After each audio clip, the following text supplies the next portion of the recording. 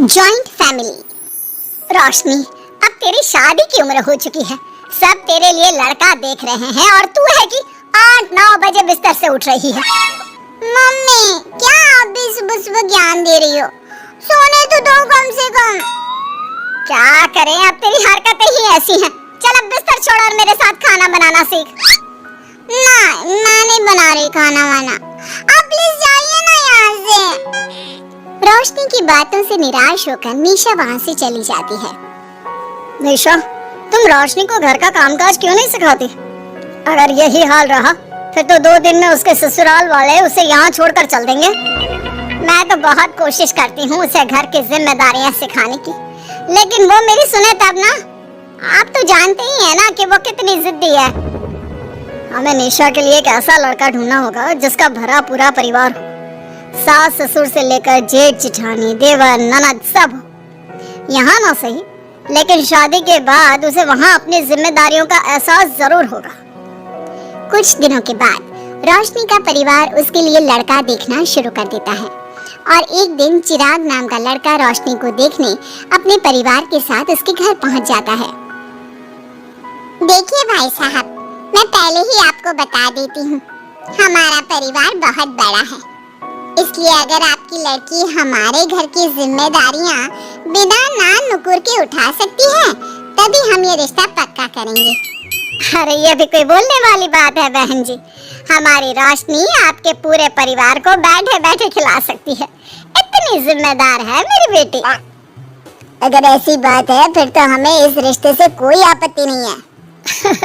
तो फिर चट मंडी पट ब्याह के बारे में क्या ख्याल है? हाँ बिल्कुल, शादी में देर किस बात की, 3 हफ्ते बाद ही शादी का शुभ योग है। अगर आपको कोई दिक्कत ना हो तो हम इनकी शादी भी 3 हफ्ते बाद ही करा देते हैं। अरे हमें इसमें कोई परेशानी नहीं है। इस तरह दोनों परिवारों में शादी की तैयारियां शुरू हो जाती है और कुछ ही दिनों बाद रोशनी की शादी चिराग से करा दी जाती है।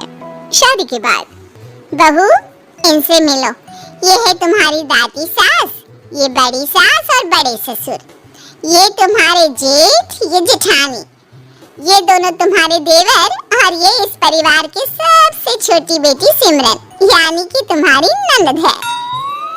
परिवार में इतने सारे लोगों को देखकर रोशनी का सर चकरा जाता है। वो अपना सर पकड़ लेती है और मन ही मन सोचने लगती है, हे भगवान, ये किस जन्म का बदला लिया है आपने मुझसे? मैंने क्या बिगाड़ा था आपका जो आपने मुझे ऐसा परिवार दिया? बेटा, किस सोच में पड़ गई तुम? और कितने लोग हैं आपके परिवार में?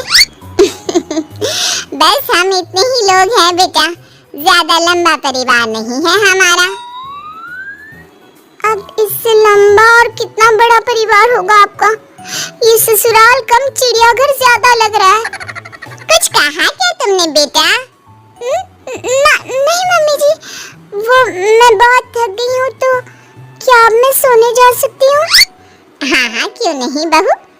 चिराग, बहू को अंदर कमरे में लेकर जा। जी माँ। चिराग रोशनी को अंदर कमरे में लेकर जाता है। चिराग, मुझे यहाँ नहीं रहना, मुझे अलग रहना है।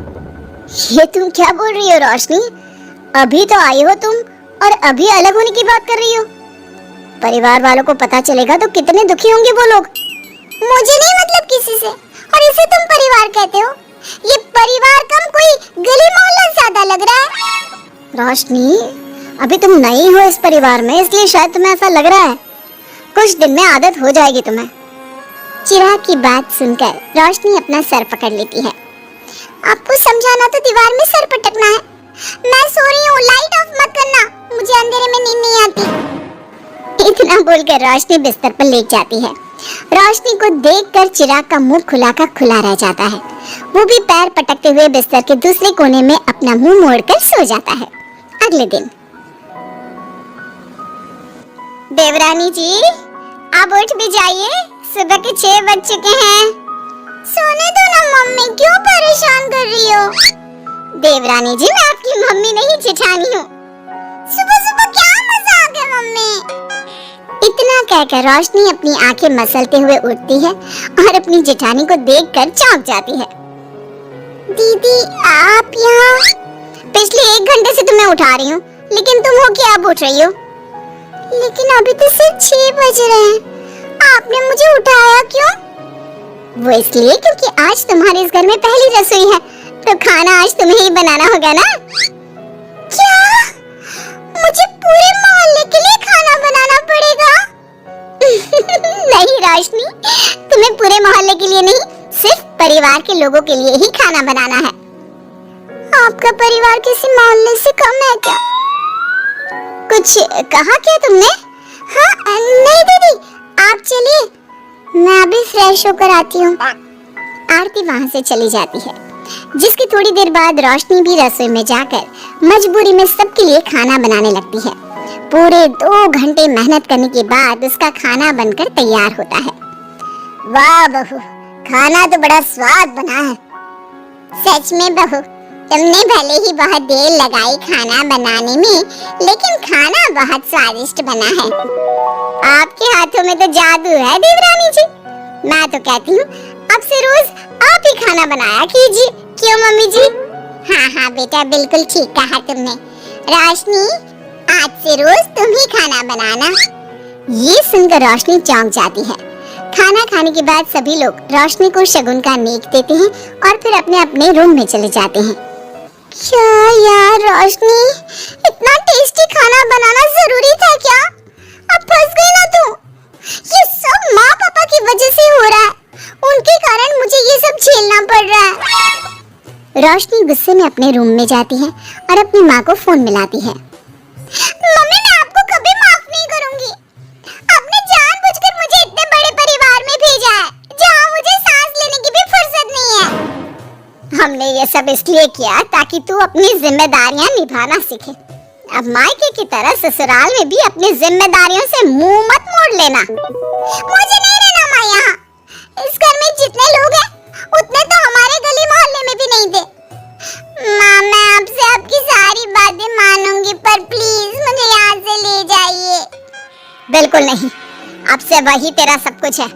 वहाँ से भागने के बजाय अपनी जिम्मेदारियाँ पूरी करना सीख, इससे हमें भी थोड़ी खुशी मिल जाएगी। माँ की बातों से निराश होकर रोशनी फोन काट देती है, जिसके बाद उसकी नजर नेक में मिले पैसों पर पड़ती है और वो फटाफट से बिस्तर पर बैठकर पैसे गिनना शुरू कर देती है। अरे वाह, ये तो पूरे 25,000 रुपए हैं। किसी ने भी 51 से कम का नेक नहीं दिया। चलो अच्छा है, कुछ तो फायदा हुआ इतने बड़े परिवार में शादी करने का। अब इन सब पैसों से मैं अकेले शॉपिंग करूंगी, बहुत मजा आएगा। शॉपिंग के बारे में सोच सोच कर ही रोशनी अपने बिस्तर पर कूदने लगती है। उसे बिस्तर पर कूदता देख सभी लोग चौंक जाते हैं। भाभी, आप ऐसे क्यों उछल रही हो? छोटी बच्ची हो क्या? अपनी ननद की बात सुनकर रोशनी का मुंह खुला का खुला रह जाता है। थोड़ी देर बाद रोशनी घर में बिना बताए शॉपिंग के लिए निकल जाती है और शगुन में मिले पूरे पैसों को शॉपिंग में उड़ा देती है। शाम में, देवरानी जी कहाँ गई थी आप? जानते हैं सब आपके लिए कितना परेशान हो गए थे, कम से कम आपको बताकर तो जाना चाहिए था ना। सॉरी दीदी, मैं आप लोगों को बताना भूल गई। वैसे इतने सारे बैग किस चीज के हैं? तुम शॉपिंग करने गई थी क्या? हाँ दीदी, वो आज नेक में इतने सारे पैसे मिले थे ना, तो मैंने सोचा क्यों ना मैं उन पैसों की शॉपिंग ही कर लूं।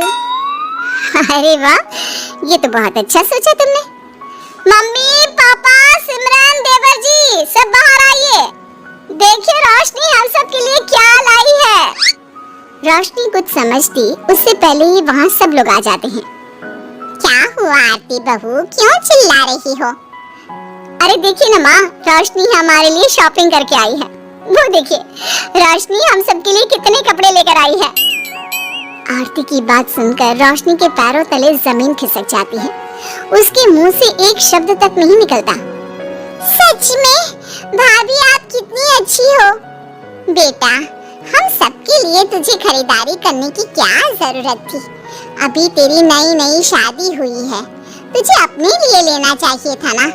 एक काम कर, ये सारे कपड़े तू ही रख ले, किसी को कुछ देने की जरूरत नहीं है। चलो कोई तो समझदार है इस घर में। वाह भाभी, कितनी सुंदर ड्रेस है। ये शॉर्ट ड्रेस मुझे पता है आप मेरे लिए ही लाए होंगे, है ना? इसे मैं रख लेती हूँ। माँ, रोशनी इतने प्यार से सबके लिए कपड़े लेकर आई है, हमें मना नहीं करना चाहिए। तू सही बोल रही है बेटा, उसका मन रखने के लिए मैं ले लेती हूँ एक दो साड़ियाँ। रोशनी झूठी मुस्कान लिए खड़ी होकर सब देखती रहती है। देखते ही देखते उसके लाए सारे कपड़े घर वाले आपस में बांट लेते हैं और अब सिर्फ एक रुमाल को छोड़कर उसके पास कुछ नहीं बचता। अब ये रुमाल भी क्यों छोड़ा, इसे भी ले ही लेते। इतने में ही सिमरन रोशनी को आवाज देती है, भाभी वो गलती से रुमाल रह गया है, क्या वो मुझे मिल सकता है? रोशनी वो रुमाल भी सिमरन को दे देती है। इतनी मेहनत से मैंने ये सब कुछ लिया था, लेकिन इन लोगों से मेरी खुशी बर्दाश्त नहीं हुई, कुछ भी नहीं छोड़ा। थोड़ी देर बाद रोशनी का पति भी वहां आ जाता है। मैंने सुना है आज तुमने सभी के लिए खरीदारी की है, तुम मेरे लिए कुछ लेकर नहीं आई? बस फिर क्या था, इतना सुनते ही रोशनी का पारा हाई हो जाता है और वो चिराग को घूरने लगती है जिससे चिराग डर के मारे वहां से खिसक जाता है।